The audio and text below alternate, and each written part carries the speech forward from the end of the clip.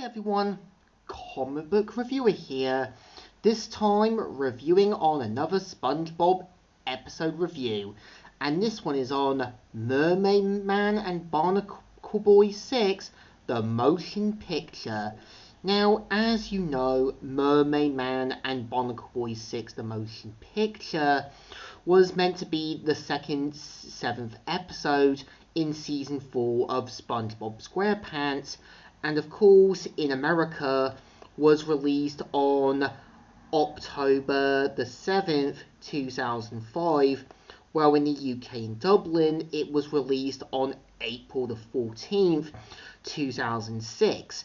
And I think looking at the film now and seeing how I think a lot of the time fans usually overreact about new casting choices or try to do their own fan projects that usually crash or burn, get them into trouble, or there come some certain problems during productions.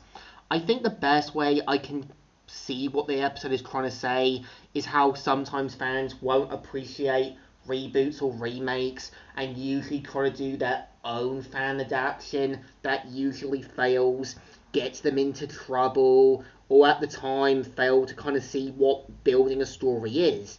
And the whole point of the episode is meant to show how SpongeBob and Patrick learn to their shock and horror that they're basically doing a new Mermaid Man and Barnacle Boy without the original duo.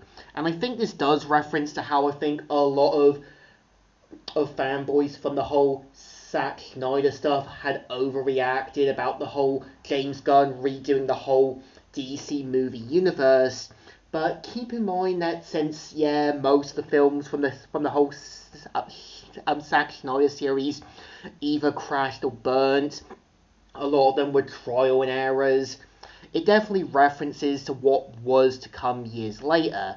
And you do see how SpongeBob and Patrick decide to make their own Mermaid Man and Barnacle Boy movie, even bringing back the original duo.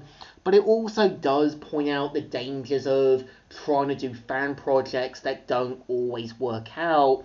And a lot of the time, there's a reason why reboots and remakes usually have to happen, because you can't really bring back the original actor or an actress to play their iconic role. You can give them a cameo or so, or a certain guest star in a multiverse storyline, but trying to bring an actor or an actress back who's too old for the part will never work.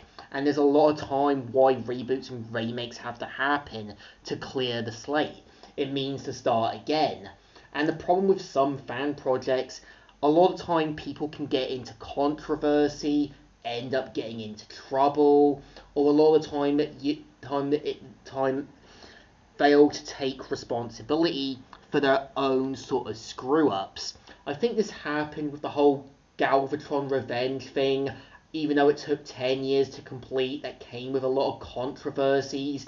The same happened with Spider-Man Lotus, where there was a lot more reveal about the whole creator for the whole fan project. And I think the same also happened with that Scooby-Doo thing, where it was revealed it was using AI, much to Grey Delisle's fury when she found out. And a lot of the time, fan projects usually end up with cheaper budget, they don't usually plan things out. And I think the episode serves as a cautionary tale about why reboots and remakes have to happen, and a lot of the time fan projects just don't really need to happen, as a lot of the time they end up crashing or burning, end up kind of hitting rock bottom. A lot of the time people fail to take responsibility, or it ends up being a crappier version of what originally was intended. I think it's not a bad episode. It definitely serves as pointing out why a lot of the time new blood has to come in to any sort of show to help fix things up. Because Power Rangers knew it, Thundercats knew it, He-Man knew it, She-Ra, as well as Spider-Man, the Hulk, as well as Batman, Superman, as well as Footloose and other films and other media. Because you can't really keep doing the same dance over and over, and sometimes clearing the slate means starting again. Is the episode good? Yes, But is it redeemable? Sort of. But I think it still deserves a thumbs in the middle. Kind of alright, kind of okay, but still serves as a good story. So, comic book reviewer here, signing out.